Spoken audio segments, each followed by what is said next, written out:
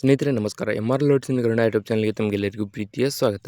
ನೋಡಿ, ಇವತ್ತಿನ ಈ ಒಂದು ವಿಡಿಯೋದಲ್ಲಿ ನಾನು ನಿಮಗೆ ತಿಳಿಸ್ಕೊಡ್ತಾ ಇದ್ದೀನಿ ಅಂತಂದರೆ, ಮಹಿಳಾ ಮತ್ತು ಮಕ್ಕಳ ಅಭಿವೃದ್ಧಿ ಇಲಾಖೆಯಲ್ಲಿ ಹೊಸ ಹುದ್ದೆಗಳನ್ನು ಕಾಲ್ಫಾರ್ಮ್ ಮಾಡಲಾಗಿದೆ. ಸೊ ಈ ಹುದ್ದೆಗಳಿಗೆ ನೀವು ಅಪ್ಲಿಕೇಶನ್ ಹಾಕಬೇಕಂತಂದರೆ ಶೈಕ್ಷಣಿಕ ಅರ್ಹತೆ ಎಷ್ಟು ಮುಗಿಸಿರಬೇಕು ಮತ್ತು ಅರ್ಜಿ ಸಲ್ಲಿಸಲು ಪ್ರಾರಂಭ ದಿನಾಂಕ, ಕೊನೆಯ ದಿನಾಂಕ ಯಾವುದು, ಹಾಗೆ ಇಲ್ಲಿ ಅರ್ಜಿಯನ್ನು ಸಲ್ಲಿಸುವುದು ಹೇಗೆ ಮತ್ತು ಅರ್ಜಿ ಸಲ್ಲಿಸಲು ಬೇಕಾಗಿರೋ ಡಾಕ್ಯುಮೆಂಟ್ಸ್ಗಳೇನೇನು ಎಲ್ಲ ಮಾಹಿತಿ ನಿಮಗೆ ಇದೇ ವಿಡಿಯೋದಲ್ಲಿ ತಿಳಿಸ್ಕೊಡ್ತಾ ಹೋಗ್ತೀನಿ. ಮಿಸ್ ಮಾಡದೆ ವಿಡಿಯೋ ಕೊನೆವರೆಗೂ ನೋಡಿ. ವಿಡಿಯೋ ಇಷ್ಟ ಆದರೆ ಲೈಕ್ ಮಾಡಿ ಮತ್ತು ಇನ್ನೂ ಯಾರ್ಯಾರು ಸಬ್ಸ್ಕ್ರೈಬ್ ಮಾಡ್ಕೊಂಡಿಲ್ಲ ದಯವಿಟ್ಟು ಸಬ್ಸ್ಕ್ರೈಬ್ ಮಾಡಿಕೊಂಡು ಪಕ್ಕದಲ್ಲಿರುವಂಥ ಬೆಲ್ಲೈಕನ್ ಕ್ಲಿಕ್ ಮಾಡಿ ಆಲ್ ಅಂತ ಸೆಲೆಕ್ಟ್ ಮಾಡಿ.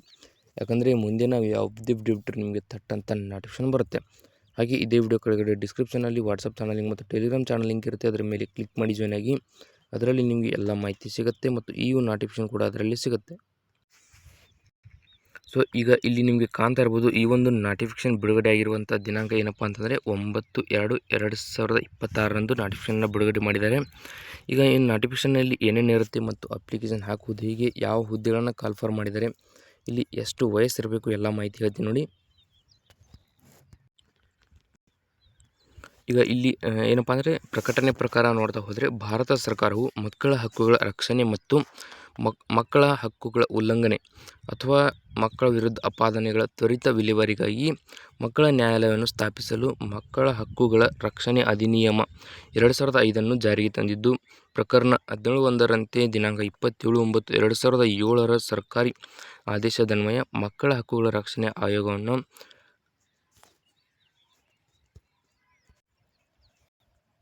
ಕರ್ನಾಟಕ ಸರ್ಕಾರವು ಸ್ಥಾಪಿಸಿದ್ದು.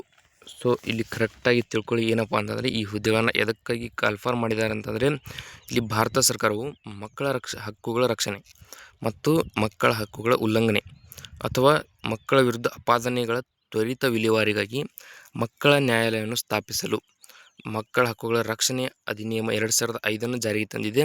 ಹಾಗೆ ಇಲ್ಲಿ 2007 ಸರ್ಕಾರಿ ಆದೇಶದನ್ವಯ ಮಕ್ಕಳ ಹಕ್ಕುಗಳ ರಕ್ಷಣೆ ಆಯೋಗವನ್ನು ಕರ್ನಾಟಕ ಸರ್ಕಾರವು ಸ್ಥಾಪನೆ ಮಾಡಲಾಗಿದೆ.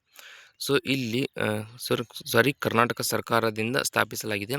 ಇಲ್ಲಿ ಸದರಿ ಆಯೋಗಕ್ಕೆ ಅಧ್ಯಕ್ಷರು ಹಾಗೂ ಸದಸ್ಯರನ್ನು ರಾಜ್ಯ ಸರ್ಕಾರವು ನೇಮಿಸಬೇಕಾಗಿರುತ್ತದೆ. ಈಗ ಏನು ಇಲ್ಲಿ ಕಾಲ್ಫಾರ್ಮ್ ಮಾಡಿದರೆ, ಸೊ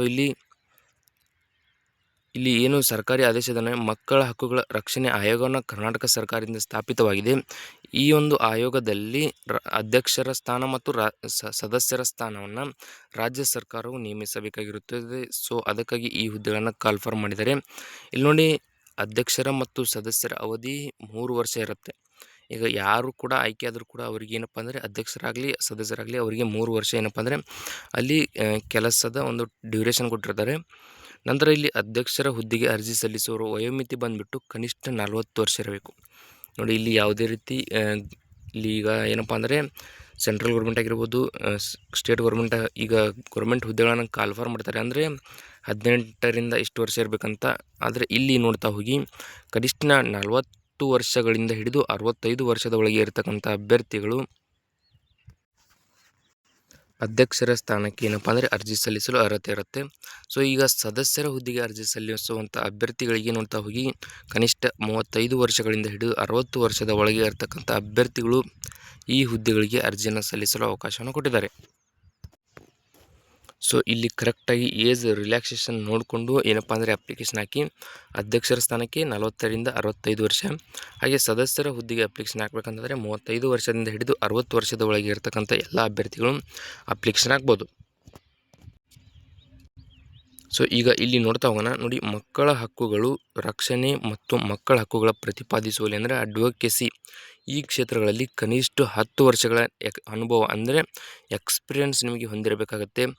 ಅಧ್ಯಕ್ಷರು ಹಾಗೂ ಸದಸ್ಯರ 2 ಹುದ್ದೆಗಳಿಗೆ ಅರ್ಜಿ ಸಲ್ಲಿಸುವವರು ಪ್ರತ್ಯೇಕವಾಗಿ ಅರ್ಜಿಯನ್ನು ಸಲ್ಲಿಸಬೇಕು. ಸೊ ಇಲ್ಲಿ ಕರೆಕ್ಟಾಗಿ ನೋಡ್ಕೊಳ್ಳಿ, ಅಡ್ವೊಕೇಸಿ ಈ ಕ್ಷೇತ್ರಗಳಲ್ಲಿ ಕನಿಷ್ಠ 10 ವರ್ಷ ಎಕ್ಸ್ಪೀರಿಯನ್ಸ್ ಇರಬೇಕು ಮತ್ತು ಅಧ್ಯಕ್ಷರು ಹಾಗೂ ಸದಸ್ಯರು 2 ಹುದ್ದೆಗಳಿಗೆ ನೀವು ಅರ್ಜಿಯನ್ನು ಸಲ್ಲಿಸಬೇಕಂತಂದರೆ ಇಲ್ಲಿ ಪ್ರತ್ಯೇಕವಾಗಿ ಅರ್ಜಿಯನ್ನು ಸಲ್ಲಿಸಬೇಕಾಗತ್ತೆ.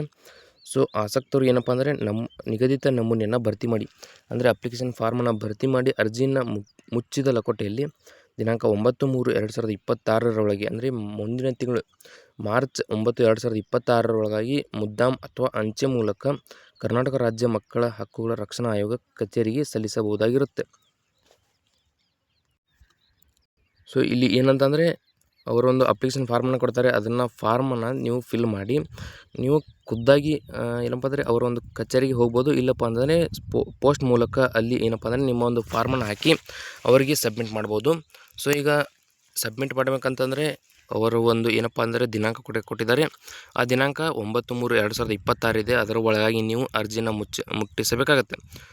ಸೊ ಇಲ್ಲಿ ನೋಡ್ತಾ ಹೋಗೋಣ, ಇದರ ಒಂದು ಅಫಿಷಿಯಲ್ ವೆಬ್ಸೈಟ್ ಕೂಡ ಇದೆ. ಅದು ಕೂಡ ಏನಂತಂದರೆ ಇಲ್ಲಿ ನೋಡಿ www.kscpcr.karnataka.gov.in ಅಂತ ಗೂಗಲ್ನಲ್ಲಿ ಸರ್ಚ್ ಆದರೂ ಮಾಡ್ಬೋದು.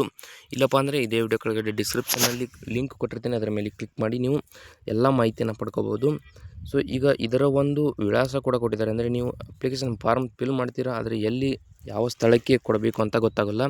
ಸೊ ಅದರ ಒಂದು ವಿಳಾಸ ಕೂಡ ಕೊಟ್ಟಿದ್ದಾರೆ, ಅದನ್ನು ಕೂಡ ಹೇಳ್ತೀನಿ. ಕರೆಕ್ಟಾಗಿ ನೋಡಿಕೊಂಡು ಏನಪ್ಪ ಅಂದರೆ ಪೋಸ್ಟ್ ಆದರೂ ಮಾಡ್ಬೋದು, ನೀವು ಖುದ್ದಾಗಿ ಹೋಗಿ ಅಪ್ಲಿಕೇಶನ್ ಕೊಡ್ಬೋದು.